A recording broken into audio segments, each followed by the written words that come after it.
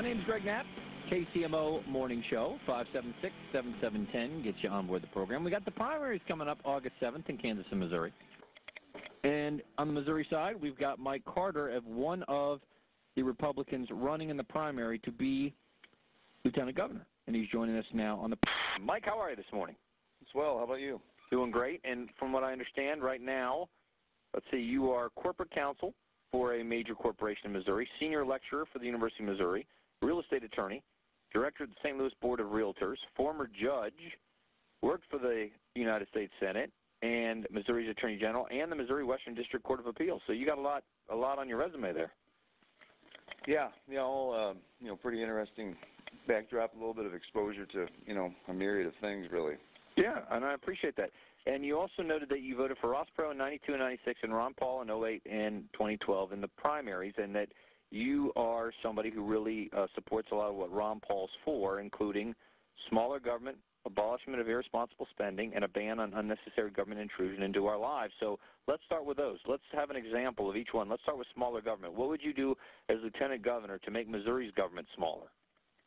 Well, there's not a lot that the lieutenant governor can do, rubber to the roadway at all. They don't have, or he or she doesn't have, very much power. But as far as being a mouthpiece and trumpeting, those ideas on a regular basis, and kind of like Kinder has done, decently as far as with the health care and, taking up causes and getting some press and media attention.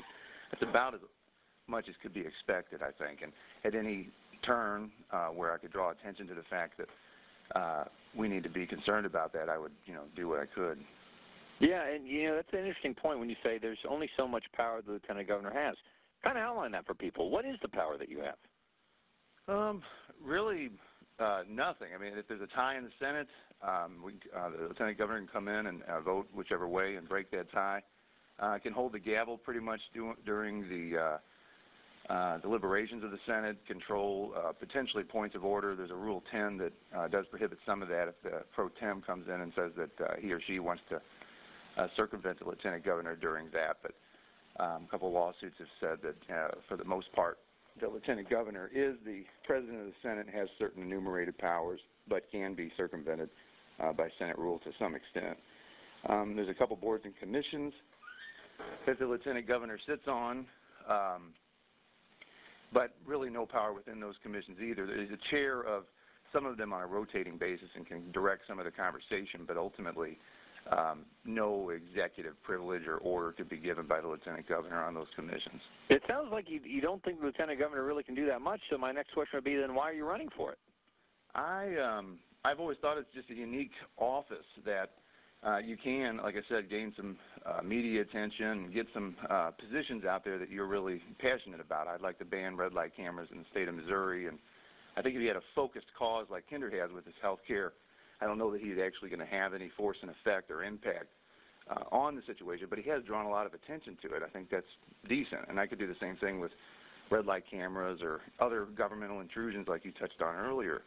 But it also, because it's an obscure office, it's always kind of intrigued me that you could very likely slip into an office like that because the citizens of Missouri pay little attention to it. So if you could gain some name recognition, it's like a Mike Shannon here locally who does a lot of our baseball broadcasts. If he ran for an office like that, very likely he would just win it.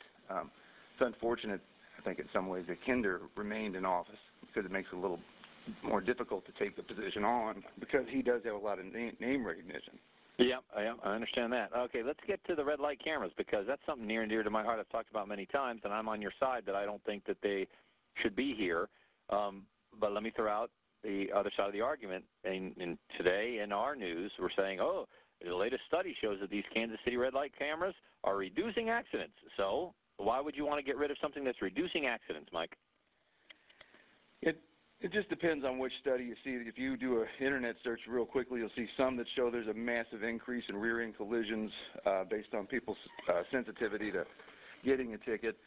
A lot of the other surveys or statistics will show that, the accidents that do happen with or without red light cameras occur anyway. Major T-bones and things have to do with people texting and driving, drinking and driving, teenagers who don't know how to drive, who run through intersections. But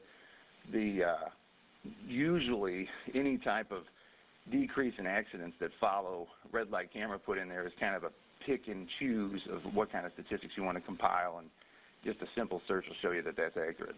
Yeah, and the other thing is what the searches that I've done and research I've read, Mike, shows that if you increase the yellow light time, if you make better signage, if you clear the visual hurdles in the intersection, you can reduce these red light runnings by about 90%, because, as you mentioned, most people aren't trying to do this.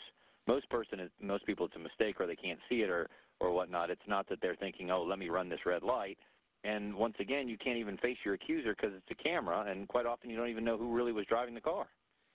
Yeah, when I was the judge out in Wentzville, Missouri, we had red light cameras, and you're right. I mean, the accuser, the camera, the photography of it, you can't really cross-examine that. There is an officer typically who looks at the intersections and the footage and sees if they think that a right turn was made on red, if it was kind of creeped through, or if someone, mostly did stop. I mean, there is some discretion. I'm not defending it, but there are two sides of the story. I happen to be on the one that wants to get rid of all of them, but there is, a lot of sensitivity to it, throughout the state. But I've done robocalls where I'll call 500,000 people and say, go to our website, give us some feedback about whether you want or do not want these.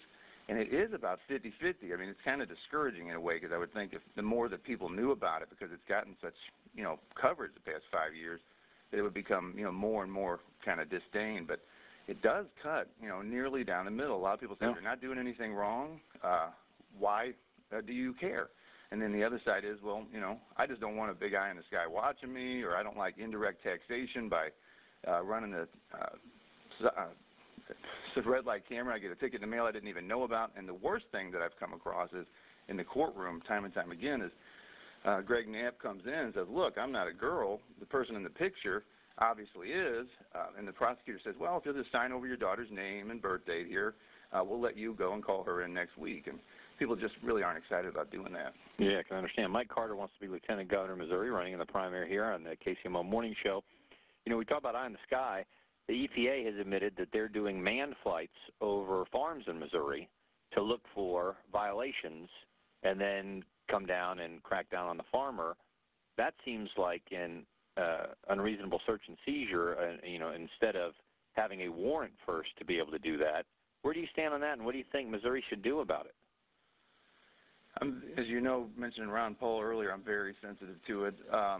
Luckily, the past couple of rulings coming from the Supremes federally have been really sensitive to that too. They just, I think in August of last year, ruled that the FBI putting GPS devices on people over the course of months and days and years, and then accumulating that in the aggregate and determining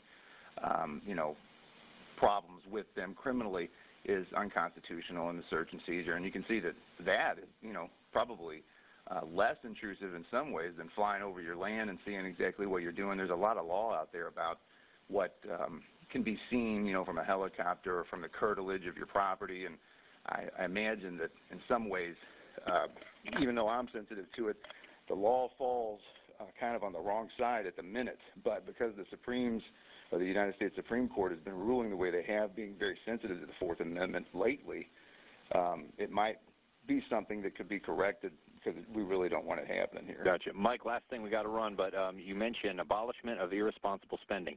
Give us a couple examples of what you think is irresponsible spending in Missouri. Well, one, just on a very minutia type level, is our current, Lieutenant Governor has been running around giving senior citizen awards and veteran awards, certificates, across the state. And it does sound neat. You don't want to be the one who says we don't want to respect our senior citizens or our veterans because they need it.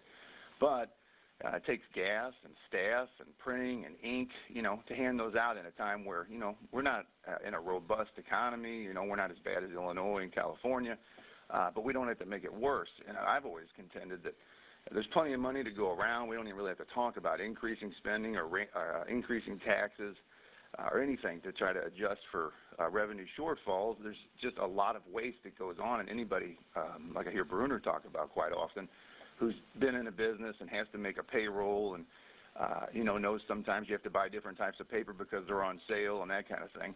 If you're sensitive to those small things, they add up very quickly. I mean, even Sprint and Verizon Wireless, anytime that they can add another 10 cents to your bill for some end user charge or something, that means millions and billions of dollars to them, and they know it. That's the reason they operate like that. Good points. We appreciate it. Mike Carter, running to be Lieutenant Governor of Missouri. The primary is August the 7th. Thanks for being with us. All right. Thank you so much. Have a good day. All the best. All right, bye-bye.